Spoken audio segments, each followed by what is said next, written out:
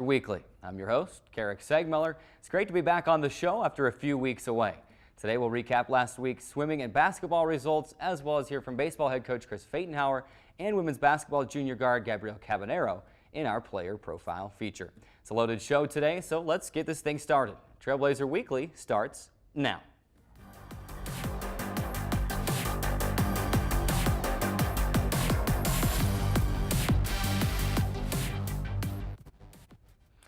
We tip off the show today with men's basketball as the Trailblazers return to the Burns Arena to host Azusa Pacific after a stretch of 5 road games over the last 2 weeks. Not only were they back at home, but they also had the opportunity to avenge a bitter loss suffered to the Cougars in Azusa in December. Let's take a look at those highlights. Quincy Matthews doing his part early. He had 9 points in the first half. He didn't want to see his team lose to Azusa once more.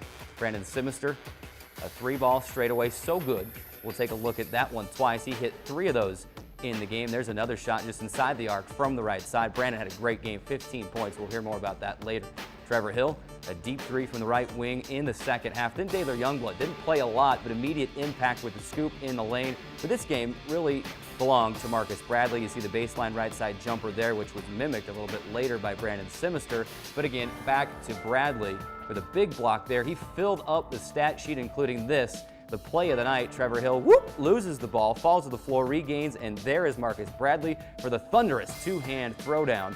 After that, Zach Hunter, the nail in the coffin with the jumper from the right elbow that would put Dixie State up by 6, eventually leading to the 67-62 victory over the Cougars. Like I mentioned during the highlights, Marcus Bradley filled up the stat sheet, finishing with 12 points, 7 rebounds, and 2 blocks. Quincy Matthews and Dub Price also chipped in 9 points each, and we really could have gone a number of different ways with our Impact Player Award, but this week the honor goes to Brandon Simister, who finished with 15 points, 6 assists, 5 rebounds, and including those 3 triples from outside. So congratulations to Brandon Simister, our Impact Player for this week on Trailblazer Weekly. Again, Dixie State able to avenge that tough loss last month and now have a new winning streak at 2 games with 4 games to go in the current 5-game homestand. To women's basketball now, as the Trailblazer women were also happy to be back inside the Burns Arena and hope to end a 3-game losing skid as Azusa Pacific came knocking on the arena door. Let's take a look at those highlights as well. Lisa Van Kampen played in her first game in a couple of weeks. Impact early in the game, a block on the defensive end, and then a layup on the offensive end. High degree of difficulty on that play. Dixie State would hang close throughout the first half. Termina Jordan, 3-ball straightaway. She knocks it in. Then Shelby Kasuba spinning to the left, a left-hand floater, another high degree of difficulty shot off the window. Hannah Roberts checked in. She had back-to-back buckets in the first half. There's one of them there. And then Termina Jordan again, 10-foot jumper from the right side. She sinks it. Dixie State got out and running in transition after forcing the turnover in the second half, trying to stay close in this game. The layup there from Termina Jordan, but the Trailblazers ultimately fell 69-48. Termina Jordan finished with a team-high 10 points. Maddie Ventling added 9 points, while Lisa Van Kampen contributed 7 points and grabbed a game-high 10 rebounds. Trailblazers are now 2-10 in Pac West play and continue their 5-game homestand on Saturday. We'll tell you about the opponent a little bit later in the show. A quick note on women's swimming before we run to our first break. The team headed to California last week for meets at Mills College in Oakland on Friday and at UC Santa Cruz on Saturday. The Trailblazers cruised to a 122-53 victory over Mills College on Friday, but unfortunately, that's all the information we have. We're still waiting on results from the meet on Saturday and hope to have those for you next week. Trailblazers have now completed the regular season. Will compete in the PCSC Championships in Monterey Park, California, beginning February 8th. With that, it's time to take our first break. When we come back, we're joined by baseball head coach Pfatenhauer to preview the upcoming season, as well as discuss the Trailblazers' spring weekend festivities. It's all coming up after this timeout, so stay with us. We'll be right back. I'll never forget the day our landlord called and said, "Read your lease. No pets allowed." My owner tells him my dog ate the lease, but that didn't work. And now I'm stuck in a shelter. But this pit bull is ready for a new crib. I'm loving, loyal, and play well with others. So don't be intimidated by all my muscles, because the biggest one I have is my heart. That's right, I said it.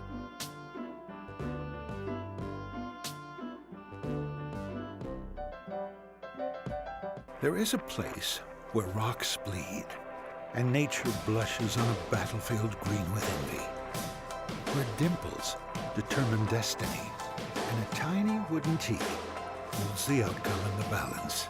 There is a place where friends are opponents and opponents are friends, where the prize is elusive, the conquest is captivating, and the score isn't settled till the drinks are down. There is a place. I'm Anne. I'm a scientist. Recycling takes a team. Why don't you let me And me. help you out? Everyone plays a part. Don't trash I love taking stuff apart and building new things out of it. what could be treasure. Pal's my most advanced android. This is awesome. You haven't seen anything yet. Give your cardboard box another life. Recycle. So, I'm kind of new here, but I've noticed a trend. My human does this funny thing where she goes around and gets all my toys, and then she hides them in that basket by the door. You know, but it's always the same basket, and it's always in the same place. And then she acts so surprised when I find them, but, you know, she's putting them in the same basket. Again. It's like, hello? That's where you put it last time. You were the worst at hide and go seek. There is a place where rocks bleed and nature blushes on a battlefield green with envy, where dimples determine destiny and a tiny wooden T holds the outcome in the balance. There is a place where friends are opponents and opponents are friends, where the prize is elusive, the conquest is captivating, and the score isn't settled till the drinks are down. There is a place. Your daughter is having trouble learning French. Do you A, hire a tutor, Bonjour.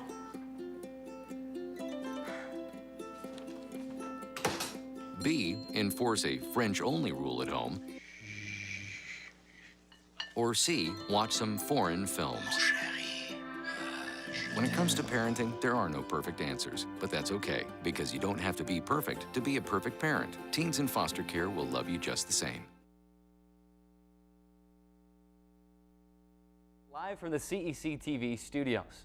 Today we're back to the interview locker. I'm pleased to have baseball head coach Chris Pfatenhauer joining us on the show as the Trailblazers begin work for the 2017 season. Coach, as always, thanks for being here. I know it's a busy time of year. You're getting ready to go and you squeeze in some time for us, so thanks for stopping by. No problem.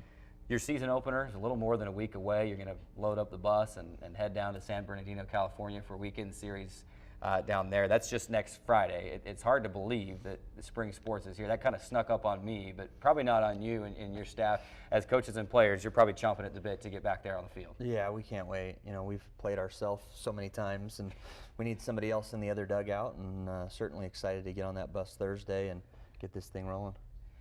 Last year, you qualified for your 5th consecutive West Regional appearance. You had a 2nd place finish in the Pac West. To go with that, of course, you always want to get that 1st place finish, and that's why you can look forward to the next year every year. But take us through the off season from that point. Maybe a little bit on your recruiting. Who are some new recruits you have coming in? What have you been able to do to ensure that you can get back to the NCAA regionals again? Yeah, well, I mean, obviously recruiting's the key. You know, bringing in the right players and a talented group, and our coaching staff did a nice job with that. And we didn't have to replace a lot. You know, we only had, I think, 6 or 7 seniors last year, and you know, position player-wise, Tanner Marash and Sam Hall were key losses, big ones, but only a couple spots to really replace. So feel like we did that. You know, Tyler Baker is going to step in and play shortstop for us. He was with us last year, but had to redshirt since he had transferred in. And you know, position-wise, we had another transfer from out of Oklahoma, Logan Porter, who's a catcher, first baseman, designated hitter type guy, who I think is going to hit the middle of our order and produce a lot. On the mound, a couple left-handers that are really going to be big keys for us. Matt Mosca, who came from Mesa Community College, and Brad Dan Sizen, who came from Cochise. Those are kind of the key transfers. We got a lot of new guys. We got guys that we really like and are going to contribute and be big factors for us in the future, but those are some guys that are going to help right away. Of course, you know, some people, some coaches, players, fans like to say there really is no off-season. Sure, you're not out there on the field playing somebody all the time, but you know, a lot of it's on the players to have that work ethic to get out there and to do their individual workouts during the summer and to be back ready for camp. And how much emphasis do you place on that as one season ends and you go into the off season and get ready for another one? Yeah, we put a lot. You know, we have a lot of guys who go play summer ball. We're one of the few sports that have that. We actually have college summer ball all over the country. We had 13 of our guys out playing last summer. We really encourage that unless summer school is something that is paramount, if they've got to get that done to be eligible, or sometimes work, is a priority in a family. But we like our guys to get out and play summer ball, have that experience.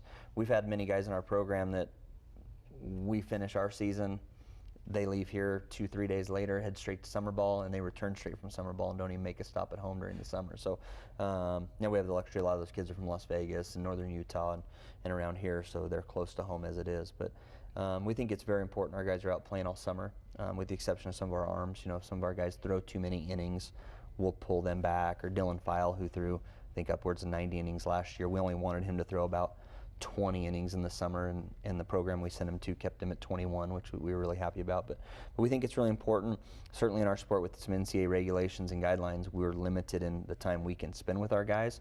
So it is important that they take advantage of our cages and, throwing and doing some things on their own. A few minutes ago we talked about your recruiting trail and some of the new guys you have coming in. Let's talk about this year's team and who you have coming back, because you've got a whole lot of experience coming back with 14 seniors on the roster. How helpful is that for you as a coach to look at that roster and you shouldn't have to worry too much about leadership within the team because of all the experience you have coming back? Yeah, not only the 14 seniors, but we have 23 guys in our program that have played in an NCAA regional before, whether that was for us. We've got a couple that played for other programs and have ended up here.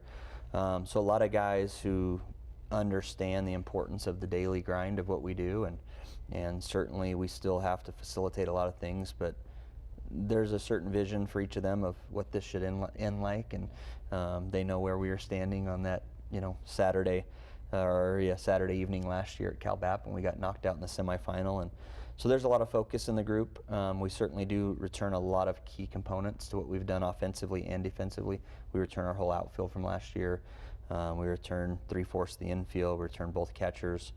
Obviously, Drew McLaughlin being a key guy there, who's a 3-time all-conference guy at second base. And then on the mound, we return 3/4 of our starting rotation in Dylan File, Mason Hilty, and Aaron Pope. And guys like Preston Hane, who threw a lot last year, Tyler Burdett, Walker Williams. I mean, we've got a lot of guys who have been in the heat of our conference. They know what it's like to travel in our conference. They know what the competition's like. They know what the preparation takes, and there certainly shouldn't be many surprises for them. First official game, as we noted, isn't until next week, but this week you have your annual alumni game as part of your spring kickoff weekend. We'll talk about that game here in just a minute. I know you've got lots of good stuff planned. Why don't you tell us a little bit about the weekend and what else you have going on besides the game? Yeah. Well, it's our 5th annual spring kickoff weekend. It's something I started when I came here, and I just thought it was really important to try and get involved with our alumni and have a function right before we kick off, really to ignite everybody and sell some season tickets and just do some different things. So we canceled our golf tournament this year because we've kind of put some focus in some other areas, but we're having our baseball dinner, our 5th annual baseball dinner on Friday evening at 7:30 in the Gardner Center. We'll recognize this year's team during that. We always have an auction, which is always really fun. We'll make it a point to honor Brandon Kinsler and Mike Littlewood, who former coach and former player from our program that are being inducted into the Hall of Fame on Saturday. We want to make sure to recognize them. And then on Saturday we'll have our alumni game, which currently we have over 34 guys signed up to come, which is our biggest group. We've got guys from as far back as 1969 up to guys that played last year. So that's the funnest thing for me, and our staff and our guys, to see old teammates and see these guys come back and be a part of what we're doing now. And it leads right into what I was going to ask about. I said we'd talk about the game. Let's talk about that alumni game now. I mean, how big is that for your program? I mean, not only do you get some live game reps for your current guys out there, but you get to you put out the invitation each year to those former players to come back and say, you're still part of this program. Mm-hmm. We very much want you here to take place in this game. What does that mean for your program to be able to do that? For one, just the activity of the game that day is important for us because it's really our last dry run. It's our last. Baseball's a different sport. I mean, it's a 2.5-hour project before the game starts in terms of our warm-up, our batting practice for both teams, infield, outfield, field prep, getting into the game. And so we like to utilize that day as kind of a final run-through for that. Obviously, once the game starts, we want to be able to function on our side like we would normally function in a game. But ultimately, at the end of the day, it's about the enjoyment of those alumni being back, those guys talking to our players watching those guys play. We've had guys come back and, they're throwing 90-91 against us. We've had guys in batting practice hitting balls over the trees, so that's really cool for our guys to see that. But that's been my goal. Regardless of whether people played for myself, whether they played for Mike Littlewood, whether they played for Bruce Hurst, whether they played for Coach Jolly, whoever they played for in this program, they're still part of the family. And whether it was a Rebel, whether it was a Trailblazer or a Red Storm, we want everybody in our baseball family to feel at home and feel like they're welcome back in our facility anytime. You mentioned this as well. You must have seen the script before, before we jumped into the interview. But you've got a former Dixie State baseball player and coach being inducted into the Dixie State Athletics Hall of Fame this weekend, and Mike Littlewood and Brandon Kinsler. How big is that, and what does something like that mean for your program currently as it stands, to have that recognition for your program? It's important. We've had the 3 guys that have made it to the big leagues, which Brandon's the 3rd, and so we retired his number 2 years ago at our dinner, and now he's being inducted. So that's really important. I think it's neat for our guys to see that and go to the ceremony and see what's possible, if you really commit to this thing, and not only your time you spend here, but then what you do with that beyond here. And Mike Littlewood, he's obviously a figurehead in our program, on this campus, in our community. He was the head coach here for 16 years, won a national championship. Mike's been invaluable to me since I took the job. He, from the day that I accepted the job, him coaching me up on the roster, where to go to a dentist, where to, everything in and out of the stadium, and with our program, he's been influential for me. But in terms of him being inducted in the program, it's kind of a no-brainer. that guy belongs there. He's head coach Chris Pfatenhauer, the Dixie State baseball program. They open up next week at Cal State San Bernardino in a weekend series. There, we'll have those results for you in the coming weeks on Trailblazer Weekly, as well as on DixieAthletics.com. Coach, thanks again for stopping by. We wish you the best of luck next week. Thanks. It's time now to run to our next break. When we come back, we'll look ahead at the next week in Trailblazer Athletics, as well as have a player profile feature with women's basketball junior guard Gabrielle Cabanero. Don't go anywhere. There's more Trailblazer Weekly after this timeout. I'll never forget the day our landlord called and said, read your lease. No pets allowed. My owner tells him my dog ate the lease, but that didn't work. And now I'm stuck in a shelter. But this pit bull is ready for a new crib. I'm loving, loyal, and play well with others. So don't be intimidated by all my muscles, because the biggest one I have is my heart. That's right, I said it.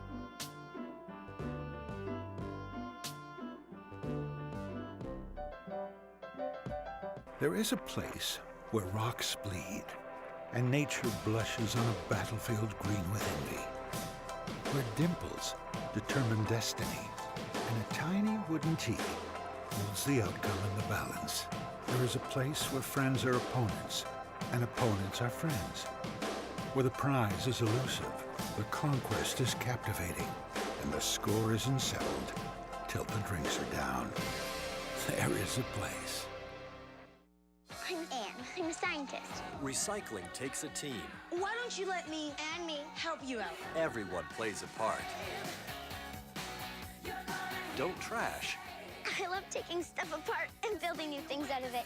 what could be treasure. Pal's my most advanced android. This is awesome. You haven't seen anything yet. Give your cardboard box another life. Recycle. So, I'm kind of new here, but I've noticed a trend. My human does this funny thing where she goes around and gets all my toys, and then she hides them in that basket by the door. But it's always the same basket, and it's always in the same place. And then she acts so surprised when I find them, but, she's putting them in the same basket. Again. It's like, hello? That's where you put it last time. You were the worst at hide and go seek.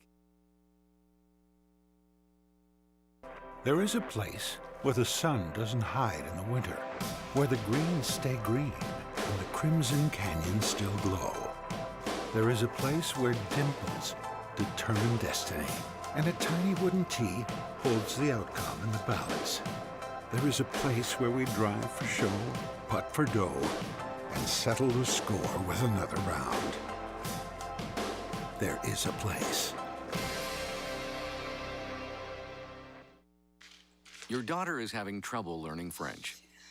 Do you A, hire a tutor, Bonjour.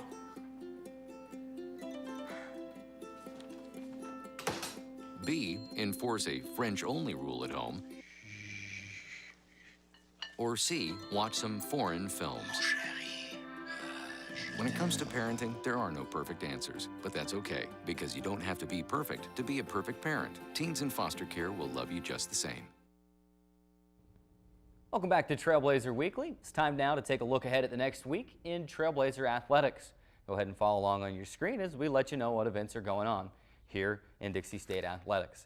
It all starts this Saturday. Nothing between now and Saturday, but men's golf getting their spring season going. It's an exhibition matchup with Utah that will be played at the Ledges in St. George. That's a 12 p.m. Noon start time for that exhibition against Utah. Then the baseball team, as we talked with head coach Chris Pfatenhauer, the alumni game at Bruce Hurst Field at 1 p.m. Invite you out, free admission for everybody to that. So come on out and support your baseball team. Really your first look at the Dixie State Trailblazer 2016-2017 squad there. That's early in the day Saturday. And then later in the evening, men's and women's basketball continuing that 5-game homestand with the women's game tipping off against Hawaii Hilo at 5 p.m. and the men's game following at 7:30 p.m. We had a great crowd against Azusa Pacific last Saturday. I invite all of you to come back and enjoy those great games on Saturday night. And great opportunity to help pack the Burns and show out your support for our great student athletes and coaches here at Dixie State. That's your upcoming schedule. Now, as always, we wrap up the show with our weekly player profile feature. This week, Trailblazer Weekly correspondent Shelby Young caught up with women's basketball junior guard Gabrielle Cabanero.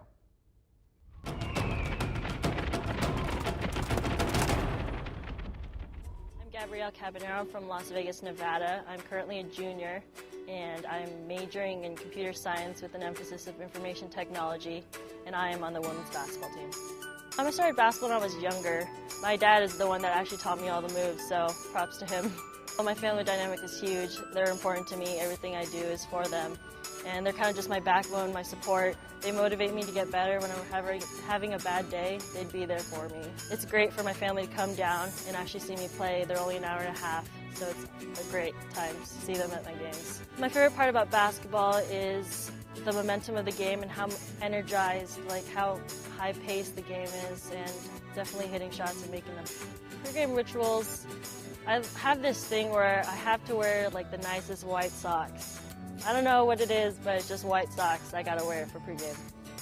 If I could play anyone one-on-one, it would probably be Steph Curry. I just want to see how quick and swift his moves are and how he shoots those threes. My go-to move is an in and out, crossover, left hand, and I would go straight to the basket, left side. It's comprised of 27 members, and 24 of them are Division II student athletes, and they're all across the United States and also international too. It's just been an overall experience. It's been great, and I make a lot of connections, new friends, and it's great to just have a student athlete voice, and that's very important. My career goals is to find a job in the IT field, whether it be back home or anywhere really, but I also want to get my master's too. I'm a huge music person. I love to play the guitar, the uke.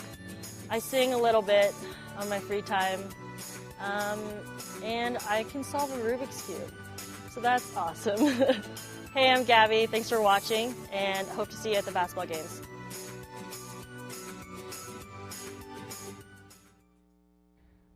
Another great player profile feature, man. I wish I could hit half-court shots like that one at the end. I always try, and I always fail. But another great feature with women's basketball junior guard Gabrielle Cabanero. Always great to get to know our coaches and student athletes.